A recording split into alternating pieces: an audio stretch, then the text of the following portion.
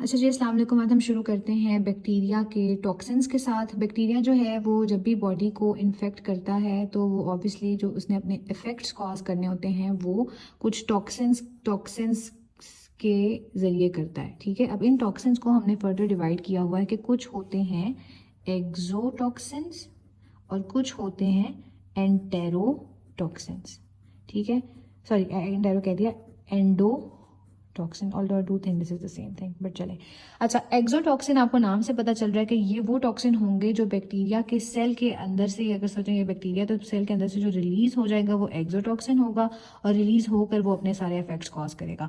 जबकि जो एंडोटॉक्सिन होता है वो इसकी सेल वॉल के ऊपर लगा हुआ होता है। ठीक है, अब मैं ज़रा फर्दर इसके, ये थोड़ा सा जनरल था, अब हम इसकी ज़रा डिफरेंसेस चेक कर लेते हैं। ठीक है, अब हमारे पास जो एक्सोटॉक्सिन है, इसके बारे में आपको ये पता होना चाहिए पहले तो कि एक्सोटॉक्सिन जो है वो सेल्स से सिक्रीट होता है। एंडोटॉक्सिन जो है वो सिक्रीट नहीं होता। ठीक है, नॉट सिक्रीटेड।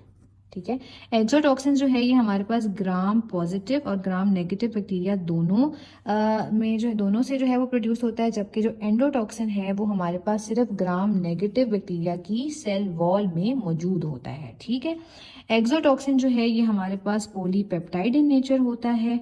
ठीक है, और जो एंडोटॉक्सिन है ये हमारे पास लाइपोपोलीसेकेराइड इन नेचर होता है। लास्ट वीडियो में मैंने आपको बहुत डिटेल से दिखाया था कि हमारे पास जो ग्राम नेगेटिव बैक्टीरिया होता है उसके पास हमारे पास एक ही इसका पास एंडोटॉक्सिन था, उसमें लाइपोपोलीसेकेराइड था। उसके मैंने आपको ओ एंटीजन के बारे में बताया था, तो वो अगर आपने देखना है तो वो आप आज आके लास्ट वीडियो में देख सकते हैं। तो लाइपोपोलीसेकेराइड इन नेचर होता है इसका एंडोटॉक्सिन। ठीक है, जो कि ग्राम नेगेटिव की सेल वॉल में मौजूद होता है। एक्सोटॉक्सिन जो कि ग्राम पॉजिटिव ग्राम नेगेटिव दोनों में होता है वो पॉलीपेप्टाइड इन नेचर होता है। ठीक है, उसके बाद अब ये जो टॉक्सिन्स रिलीज हो रहे हैं बेसिकली ये बने कैसे हैं बैक्टीरिया में, तो जो एक्सोटॉक्सिन्स हैं इसकी जो जीन है वो मौजूद होती है प्लाज्मिड के अंदर। ठीक है, प्लाज्मिड आपको पता है एक सर्कुलर डीएनए होता है जो कि बैक्टीरिया के अंदर मौजूद होता है। ठीक है, इसके अंदर रेजिस्टेंस वाली जीन्स भी होती हैं और ये मतलब, ठीक है, तो जीन प्लाज्मिड इसकी जो जीन होती है एक्सोटॉक्सिन की वो या प्लाज्मिड में मौजूद होगी। ठीक है, या फिर वो आपके पास मौजूद होगी किसके अंदर, बैक्टीरियोफेज के अंदर। अब बैक्टीरियोफेज क्या होता है, हमारे पास ना बैक्टीरिया के ऊपर ही ना एक वायरस लगा हुआ होता है, उसको हम कहते हैं बैक्टीरियोफेज, जो कि बैक्टीरिया को बेसिकली डैमेज कर रहा होता है। ठीक है, अब इस ये जो बैक्टीरियोफेज है ना, इसके ऊपर भी वो जीन हो सकती है फॉर दी एक्सोटॉक्सिन। ठीक है, तो प्लाज्मिड के ऊपर भी हो सकती है और इस बैक्टीरियोफेज के ऊपर भी हो सकती है। जबकि जो एंडोटॉक्सिन है इसकी जो जीन होती है वो प्रॉपर इसका भाई एक क्रोमोजोम होता है जिसके ऊपर इसकी जीन जो है वो पाई जाती है। ये चीज़ याद रखनी है कि एक्सोटॉक्सिन की जो टॉक्सिसिटी है इट इज़ वेरी हाई और एंडोटॉक्सिन की जो टॉक्सिसिटी है it is low. So high toxicity, low toxicity. उसके अलावा इसकी एंटीजेनिसिटी भी हाई होती है। एंटीजेनिसिटी का क्या मतलब है कि उसकी जो एंटीजेनिसिटी का मतलब है कि उसके पास जो एंटीजेंस हैं उसकी बात हो रही है कि वो एंटीजेंस इसमें ज़्यादा होते हैं और इसकी एंटीजेनिसिटी जो होती है वो लो होती है। ठीक है, अब इसकी वजह से होता क्या है, like what does it mean for us, it means कि जब भी आपकी बॉडी में एक्सोटॉक्सिन होगा तो उसके अगेंस्ट आपके पास एक हाई टाइटर ऑफ एंटीबॉडीज बनेगा। ठीक है, और इसके रिजल्ट में एंटीबॉडीज नहीं बनती। ठीक है, नहीं बनती या बहुत ना होने के बराबर बनती है। ठीक है, उसके बाद जी आपने इसके अब हमने, क्योंकि इसका एंटीबॉडी का टाइटर भी ज़्यादा होता है।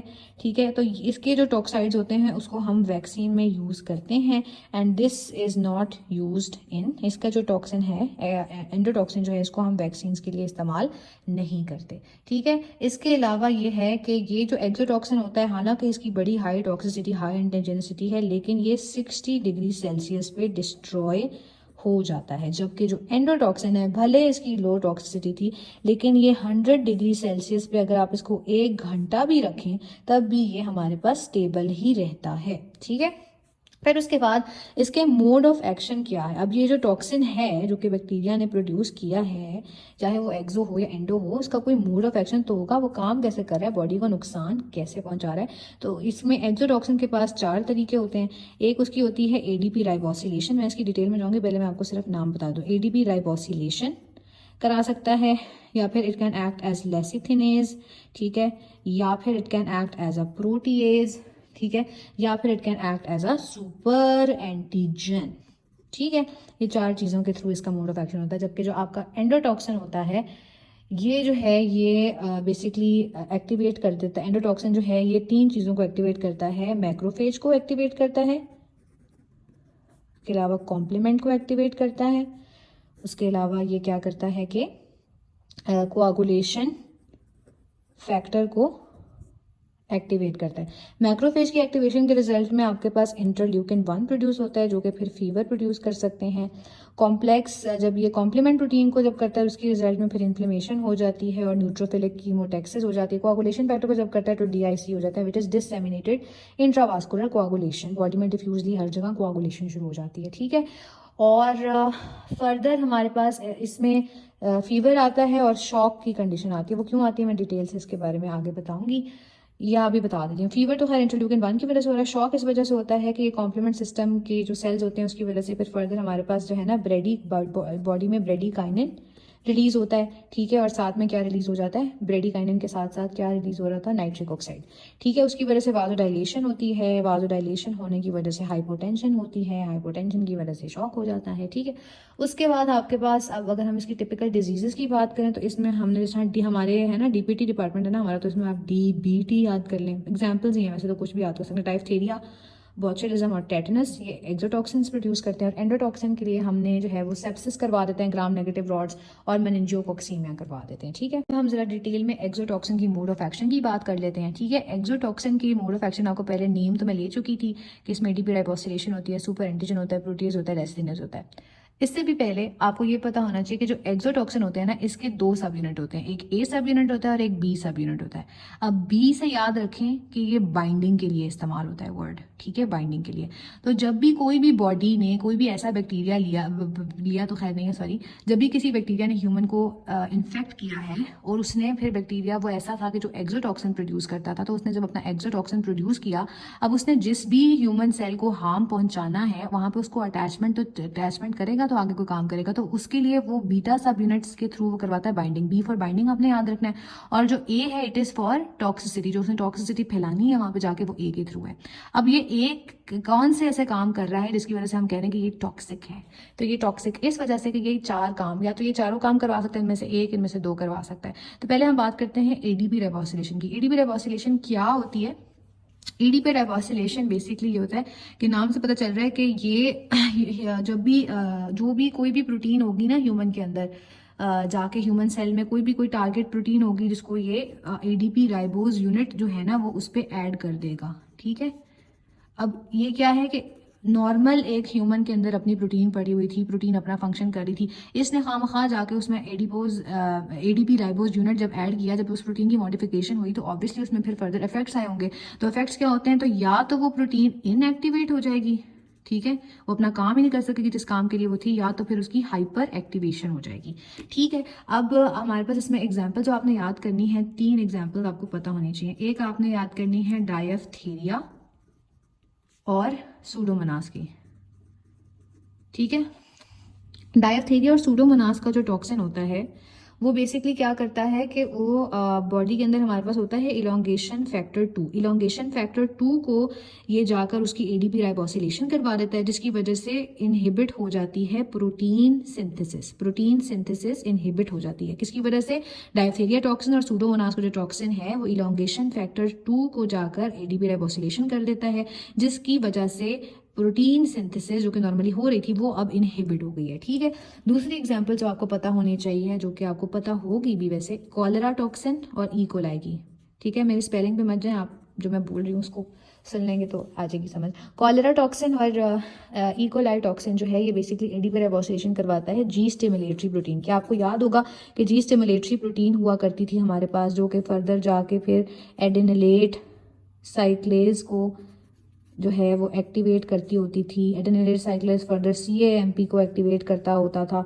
CAMP जो है वो फिर फर्दर अपने एक्शंस करता था। तो हम ये बात कर रहे हैं क्योंकि कॉलेरा और ई कोलाई आपको पता है कि ये एंटेरिक बैक्टीरिया हैं और ये एंटेरिक सेल्स को अफेक्ट करते हैं, यानी कि जीआईटी के सेल्स को अफेक्ट करते हैं। तो जीआईटी के सेल्स में ये जाके जब ये जी स्टिमुलेटरी प्रोटीन जो नॉर्मली आपके पास अपना फंक्शन आराम से कर रही थी, उसकी जी इन्होंने इन टॉक्सिनों ने करा दी एडीपी राइबोसिलेशन, यानी कि एडीपी राइबोज यूनिट उसमें ऐड करवा दिया। जब ऐड करवा दिया तो इसकी एक्टिविटी को उन्होंने करवा दिया बहुत ज़्यादा हाई, जिसकी वजह से एडेनिन साइक्लेज की एक्टिविटी हो गई बहुत ज़्यादा हाई, जिसकी वजह से सीएएमपी हो गया बहुत ज़्यादा हाई, जिसकी वजह से सिक्रीशन हो गई इलेक्ट्रोलाइट्स वगैरह की, जिसकी वजह से आपके पास फिर आ गया वाटरी डायरिया। मैंने बहुत ज़्यादा बोल दिया जिसकी वजह से, खैर वाटरी डायरिया हो गया इन पे। ये दूसरी एग्जाम्पल थी, ये भी आपको आनी चाहिए।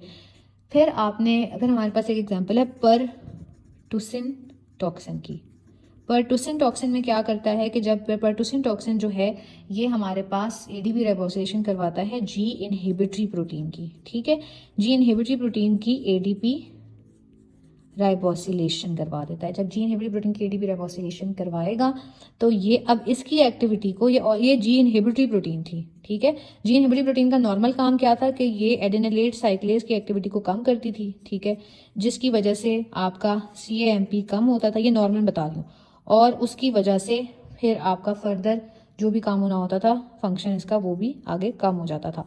लेकिन अब परटुसिन टॉक्सिन ने जी इनहिबिटरी प्रोटीन को कर दिया है इनएक्टिवेट, क्योंकि मैंने आपको पहले बताया था कि कई बार ये टॉक्सिन्स एडीपी राइबोसिलेशन की वजह से किसी प्रोटीन की एक्टिविटी को हाई कर देते हैं, किसी की कम कर देते हैं। अब जी इनहिबिटरी प्रोटीन थी जो कि ये सारे फंक्शंस को इनहिबिट कर रहा था नॉर्मली, अब उसने उसको जब इनएक्टिवेट किया तो ये सारे फंक्शन क्या हो जाएंगे, हाई, एडेनिलेट साइक्लेज की एक्टिविटी हो जाएगी हाई, सीएमपी हो जाएगा हाई, जिसकी वजह से आपको हो जाएगा वूपिंग कफ, ठीक है। तो ये आपने याद रखना है एडीपी राइबोसिलेशन के बारे में ये सारी बातें। उसके बाद सुपर एंटीजन के तौर पे याद करता है। अब सुपर एंटीजन का, हम इसको सुपर एंटीजन किस लिए कह रहे हैं, हमारे पास बॉडी में जब भी कोई टॉक्सिन आता है तो हमारे पास कुछ उसके लिए एंटीजन प्रेजेंटिंग सेल्स होते हैं। एंटीजन प्रेजेंटिंग सेल्स, इसको हम एपीसीज भी कह सकते हैं, उनके ऊपर एमएचसी क्लास प्रोटीन्स होती हैं। एमएचसी क्लास प्रोटीन्स का जो नॉर्मल काम होता है वो ये होता है कि वो ऐसे टॉक्सिन्स को रिकॉग्नाइज करें, उनके साथ बाइंड करें, टी हेल्पर सेल्स को जाके प्रेजेंट करें वो अपने टॉक्सिन्स को, टी हेल्पर सेल्स के रिस्पॉन्स में कुछ एक्शन करें, ठीक है, और उस टॉक्सिन को न्यूट्रलाइज करें।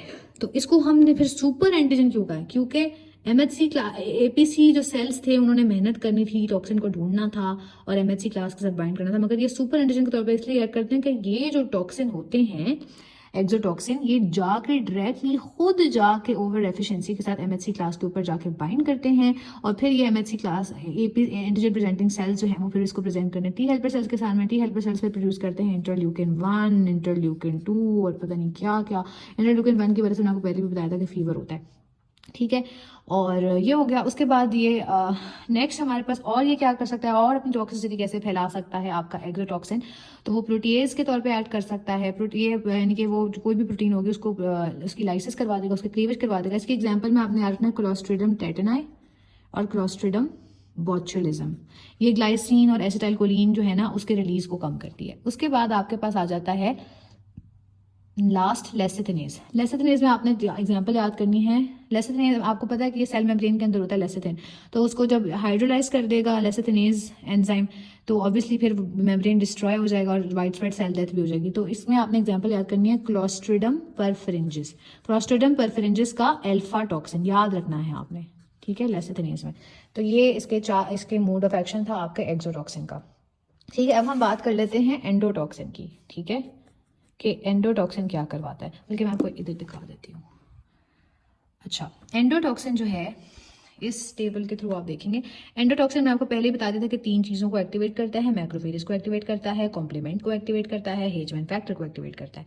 जब मैक्रोफेजेस को एक्टिवेट करता है वो रिलीज करता है इंटरल्यूकिन 1, उसकी वजह से होता है आपको fever. Tumour necrosis factor release करते हैं जिसकी वजह से आपको होता है फीवर और हाइपोटेंशन।